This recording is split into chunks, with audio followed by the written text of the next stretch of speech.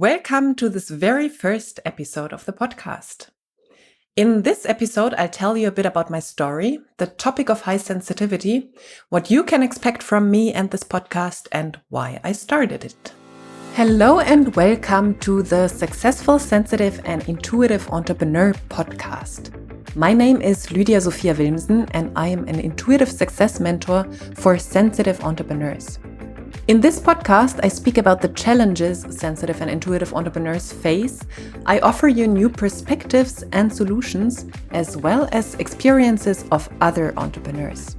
Plus, I speak about my personal experience of being a highly sensitive person who has successfully built and scaled 2 businesses. All of that with the goal to make you and your business even more successful in your very unique and authentic way. Have fun and enjoy. So a little bit about my story. I was quite shy and quiet as a kid, and I remember that I was just observing all the time. I was observing nature, other people, animals, and I didn't have to talk so much. So when I was a kid, it was still okay. And then when I got into school age, I remember people started questioning how I was. It was all the time that I was not okay as I was. I was too quiet. People told me I should talk more. I should be more alive and extroverted. And people told me I should stop overthinking, don't think so much, all of that. So it gave me this impression from early on, not my parents, but other people, that I wasn't okay as I was. And what came to that is that I also felt highly the emotions of other people. So I felt them as if they were mine, what we now speak about or name as an empath. So the first thing, this overthinking, or what people thought was overthinking, this observing, being more introverted and really feeling everything with my senses, and people telling me, don't be so sensitive or stop overthinking, be more active. This was my high sensitivity from early childhood on. What came to that is that I grew up in a cult-like setting, in a very highly controlled setting, mind-controlled setting, so to say. And this heightened my senses even more. Like, you have to see it in a way that if everything is very controlled, you are on a constant lookout to do things the right way, to not be hurt, to not be guilty, to not be made guilty, to do the right thing, basically, because otherwise you are wrong and people will hurt you for that. So I learned to be even more aware of what was going on, how people reacted to me, how they looked at me. I was like, my senses got heightened even more. That was basically how I grew up. And then in my 20s, by coincidence, obviously, how it always happens, I got across some books. Some friends recommended me some books about high sensitivity. And then I started to go into that whole topic. I was already coaching by the time, and I learned about that topic, and it was super interesting because now finally I understood who I was and what was wrong or what was right with me. Because I found out it's not that I'm not okay, that I'm overthinking too much or whatever. I understood that's my way of processing things. You know, when you feel all that stuff out there, if you see so much, if you smell so much, high sensitivity means that you have less filters. You have still a huge influx of sensory input. Your filters a little bit less, and this is why you have to process more. You see, hear, feel more than other people because of lesser filters, and this means you do have to process more and you have to think more. So I never felt like a typical introvert, even though most of highly sensitive people are introverts. I felt like a person who can be very extroverted. And then I understood, yes, I need a lot of downtime to process all of that stuff that is going on. So it was lovely to read those books, and I started to read many more blogs and other stuff, everything I found around that. And I spoke to other people about that, and I finally understood my traits. And the big thing was, or the big change for me was that I became compassionate with myself, and I started to love myself as I was without thinking something is wrong with me. And basically, I made inner peace with myself, and it was a process. It was not that I read one book and that's it. I still worked on it for quite some time, and I'm still processing sometimes things. So it's a process which keeps on going for the rest of your life. And funny enough, when I then went on with my coaching practice, that I only attracted those people into my coaching programs. And I have been basically coaching sensitive entrepreneurs for the past 5 years. And I learned what they struggle with the most and help them to overcome it. Because many people keep on seeing it as a curse. They think, I feel so much. Like, if I felt less, am I not an empath anymore? Like, they struggle with either or. Like, either I'm very sensitive, but then I'm also very overwhelmed, or I'm not sensitive anymore, and then I'm not overwhelmed anymore. But that's both not what they want. They want their sensitivity, and there are ways how to be a highly sensitive person in our world without being overwhelmed. And this is what I work with them on. So the question is, why did I create this podcast? I would say the topic of high sensitivity, it has become a much more popular topic over the past decade. So we can see many, many books and many studies about that. And that means that people become aware of it. Obviously, one of the most famous ones is Elaine Aron with her book about high sensitivity. There are many more books I will also keep on talking about in further episodes. And people just start understanding that there are differences between them and other people. And they struggle, especially highly sensitive people or also introverted people. They struggle with how to follow their unique path. So they think they have to do everything what average people do. I don't mean average in a judgmental way, not at all. In an average sensual input way, they think they have to do the same, follow the same strategies, and they don't work for them. So there is, a bigger awareness for the gifts of high sensitivity, and at the same time, obviously, a bigger awareness for the struggles. And obviously, there is also still a lots of misunderstandings out there and prejudice. As I said, many people still see it as a curse, either the people themselves or also what they are being told by other people. Like, you're too sensitive, you are too introspective, you don't speak enough, you feel too much, you're too emotional. Like, all that stuff, what already little kids are being told, this is shaping their adulthood. And they have to overcome so many things because of that.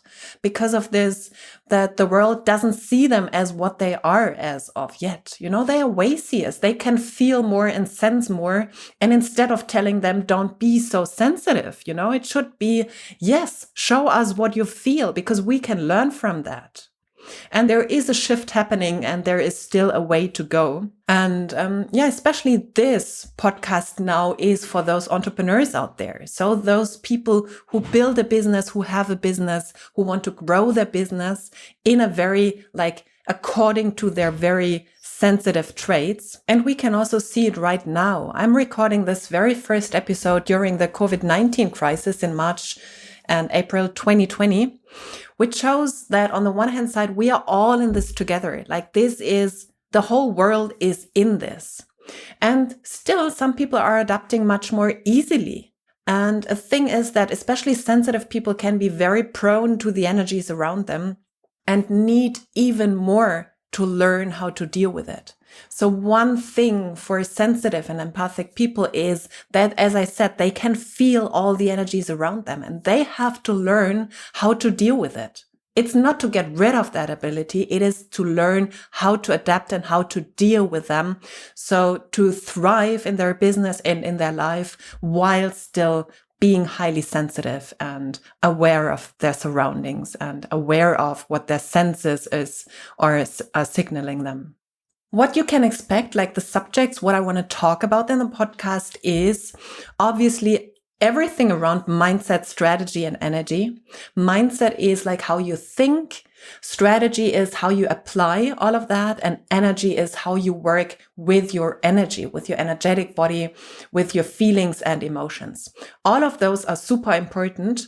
I would say energy is number one. It's the most important. Mindset comes directly after that. And strategy basically needs to be applied once your mindset and energy is in place. It never works to put a strategy in place and then work with energy. It's always the other way around, because how you apply a strategy, in which kind of energy, is making all the difference. Then I would speak about general traits and struggles of highly sensitive people. So I have created like a basic overview over like many mistakes sensitive entrepreneurs make and how to solve them. And I will go through them in the podcast, bit by bit, obviously. And I also want to hone into good strategies for sensitives to grow their business, because this is an entrepreneurial podcast. So it is for people who either have a good and big or well-running business already, who are thinking about starting one. So it is very important to find the right strategies for sensitive people, because they are different to strategies for other people. However, they are also different for like for every sensitive person. There is not one strategy which works for all sensitive people. However, I will give you input around that, how you can find your specific strategies, what really works for you, and how to figure out what is for you and what is not for you. Very important is that we will also speak a lot about money mindset, because especially intuitive and sensitive or intuitive entrepreneurs and very spiritual entrepreneurs, they have this feeling and this thought that money is evil. Money is the root of all evil. And they really shy away from that. However, if you are a business owner, you do have to use the current currency, which is money on our planet. We don't know what happens in 100 years, if we are or when we are in 5D reality or whatever. We have to look what is happening now, where we are right now. And we are dealing with money. Money is our method of exchange. So as an entrepreneur, you have to learn to deal with it and work with it. And a lot of money issues come from personal issues. So it's never money. Money is never the problem. It is what is being triggered in you. So we will really go deep into the issue of money and money mindset. Obviously, I will give you tips and tools for energetic work and measures for your business, how to really work with your energy to grow your business and scale it, bring it to the next level wherever you are right now. And I will also go into advice and experience for your personal and daily life. Because I'm not just a business coach or intuitive success mentor. I'm really a person, or I really love to dig into whatever is happening in your life right now, because business and personal life is highly connected. So it might even be, this has been the case for me, that the next level in business didn't come through dealing with issues in my business. It had to do with dealing with personal things. So the area of relationships, of friendships, and this brought me the next level in business. So I do have a very holistic approach how I speak about business, and where I give you like hints and tricks on how to move forward.